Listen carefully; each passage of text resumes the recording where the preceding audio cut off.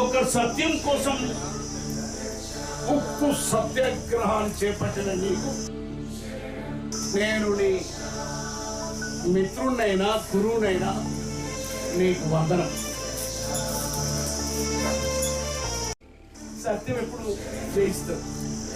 అదిగో చూడు, ఆ రోజు బుద్ధుడు తన రాజ్యాన్ని తన సైన్యాన్ని వదిలిపెట్టి అలా ఒక రావి చెట్టు కింద నీలానే కూర్చున్నాడు.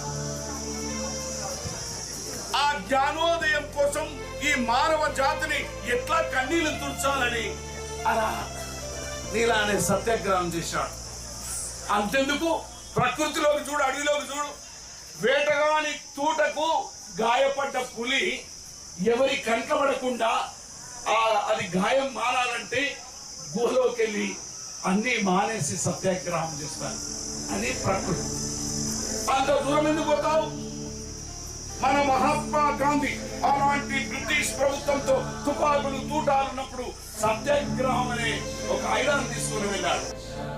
మన తెలుగు తల్లి నేల మీద మైళ్ళ తరబడి నడిచి పాదయాత్ర చేశాడు మన వైఎస్ రాజశేఖర్ రెడ్డి. ఇప్పుడు నువ్వు ఈ సత్యాగ్రహాన్ని మరో రూపంలోకి మార్చాలి. ఈ సత్యాగ్రహం నుండి ఈ మహా పాదయాత్ర కదలాలని ఇది చరిత్ర నేర్పిన పాఠం.